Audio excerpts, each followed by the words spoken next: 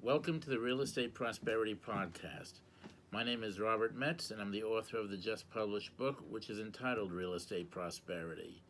My book is available in both hard copy and e-format at www.realestateprosperityllc.com.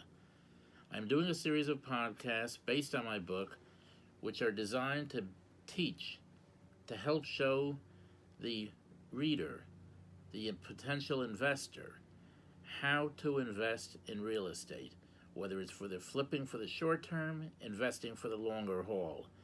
But I am showing and teaching you by realistic methods founded on real knowledge and some unique and other common type approaches, but tried and proven methods. No nonsense, no fantasy stuff. That is not what I preach. That is not what I advocate. The answer is knowledge and real, tried and proven, novel and old-fashioned approaches, methods to invest and flip. Initially, we did a series of some 5 podcasts titled Some Basics of the Foreclosure Process. This series of podcasts will be focusing on methods to finance or to control, if not with new financing, to control in other means, the deal that you find. Once a potentially good deal has been found, you must be able to pull the trigger. You have to control it, and you have to do other things to make it a reality, to turn that prospect into real dollars, to maximize its potential. The method by which you finance or control the deal can sometimes actually define the manner of holding. Purely technical? Not really. More or less a practical means of sometimes trying to do that which you cannot really consummate on a one-on-one basis with your own actual tangible assets. The keys are finding the deal, number one, obviously, and pulling the trigger. You have to be able to leverage. You want to get into the deal, you want to close, control it with the least amount of cash out of pocket. You want to present yourself in all respects, whether it's to obtain or structure financing or to negotiate the deal, as a strong buyer. You have to maximize the potential of the deal, be that by the method of financing, negotiating the price, or negotiating various contract terms and contingencies. Remember, a good deal can be made much better. A marginal or sometimes bad deal can be made into a very good deal by the way you maximize its potential, how you finance it, how you negotiate, the contract contingencies, the contract clauses, the price. They all go into the mix to try to create out of potential or to create out of modest nominal potential. The capital and credit are key, whether it's your money, your capital, or somebody else's. The banks, your partners, or indeed the capital, even in a property in foreclosure, that is pre-existing in the property by virtue of financing that exists on the property, whether that financing is in foreclosure at the time or not.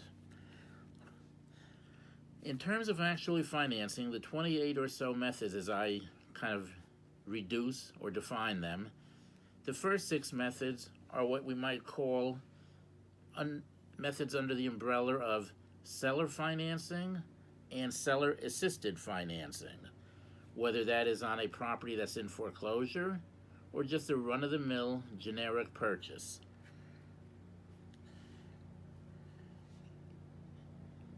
Seller-assisted or seller financing can be coupled with, and often is coupled with, a cure of an existing or a prior mortgage problem on the property, be that a foreclosure, an arrearages, or other problem or uneasiness.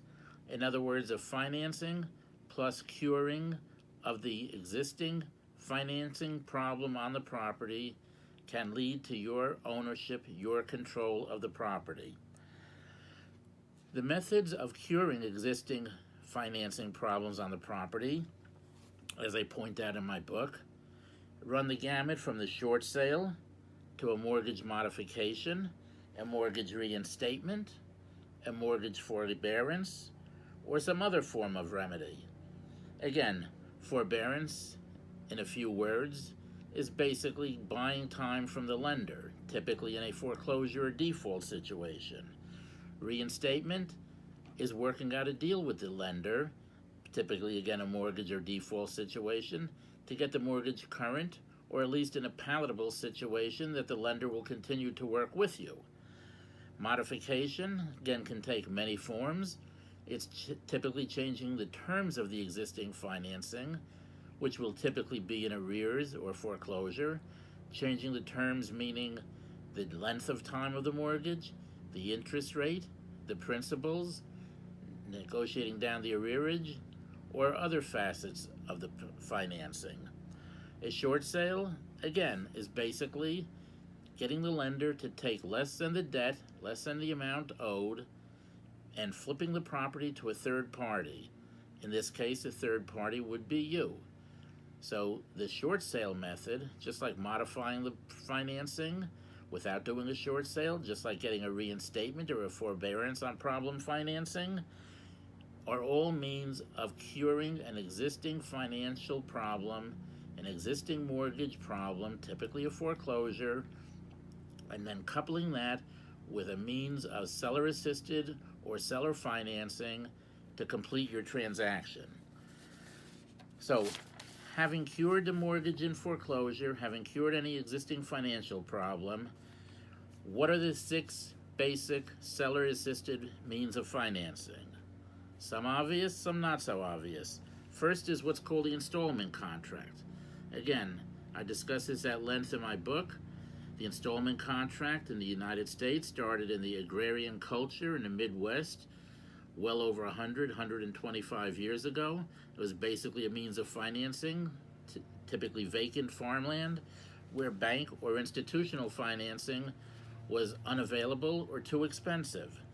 In the installment contract method of financing for our purposes, and it can be vacant land, but typically it'll be a structure, at least in our world, installment financing means that the existing mortgage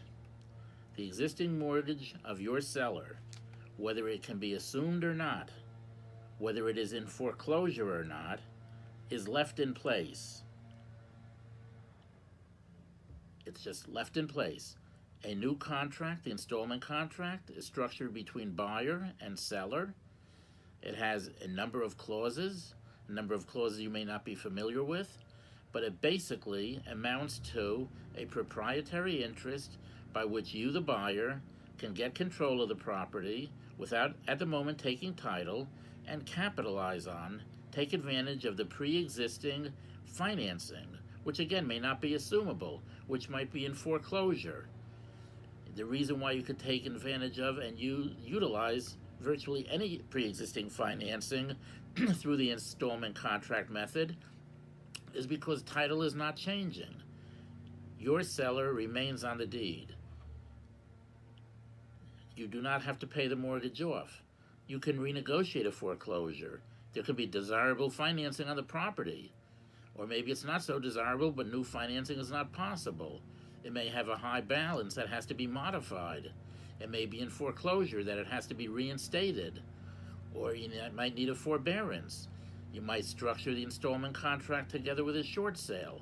Whatever the scenario, whether your newest seller-assisted financing is coupled with a cure of a mortgage in foreclosure, a mortgage problem, or whether your new assisted seller financing, the installment contract, is not coupled with any kind of cure of a mortgage, but is just designed to take advantage of existing financing that may not be so readily assumable.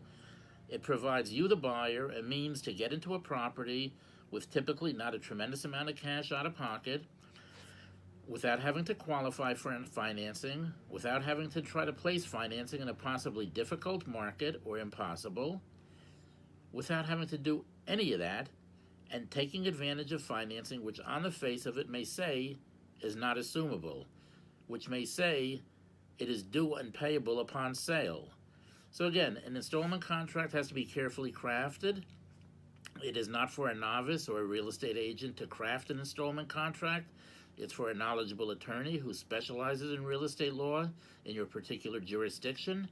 But with the right clauses in this ongoing installment contract relationship between your seller and yourself, you can get a foothold in the property, control the property, act as a landlord, do renovations, prepare to resell the property, list it for resale, get certain tax advantages, do many things that an owner, a legal owner per se, can do, and at the same time do it without getting new financing, which you may not be able to get in any case. The installment contract can enable you to take advantage of a tremendous opportunity that otherwise would be out of your reach for a variety of reasons. And at the same time, it may be an opportune device, a mechanism for a seller in distress. Again, if the appropriate clauses are built in that protect you, the buyer, against problems with the seller, that the seller cannot sell the property out from under you once the contract is executed between you and your seller, so that the seller does not harm your position should he wind up with judgments or liens against him during the term of the contract. It can give you, properly worded, the installment contract can give you absolute control over the property, its cash flow, its utilization, its renovations, its marketing, its remarketing, and at the same time, you can step into your seller's shoes in terms of the financing and do a deal, and typically a very profitable deal that others will not know how to do or will overlook, by simply doing it through the installment contract method and utilizing the existing financing, whether that financing is in good shape or is in foreclosure. I go into much detail in my book about this method of financing with 1 or 2 case studies that I participated in, that I structured some years back. You'll find it very informative, and it can be very helpful and profitable. The second major method of seller-assisted or seller financing on purchase of a property is called a sale-leaseback. Again, some people think that a sale-leaseback is appropriate only for a major development or a huge money deal. That is not so.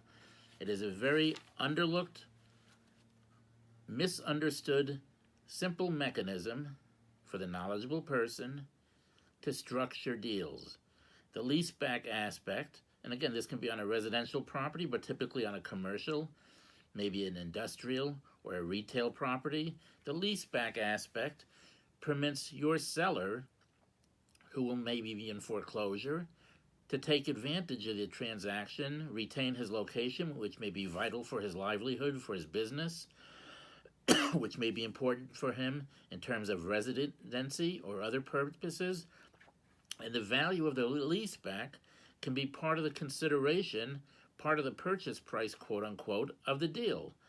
So by your seller selling to you and you simultaneously leasing the property back to him on preset terms and conditions, the leaseback on the part of your seller is part of the consideration that you are giving him to do the deal, and it can substitute for actual dollars on your part, and you can take advantage of existing financing or indeed get new financing. But it is seller-assisted financing because the seller is participating in the deal by taking the lease back instead of certain dollars.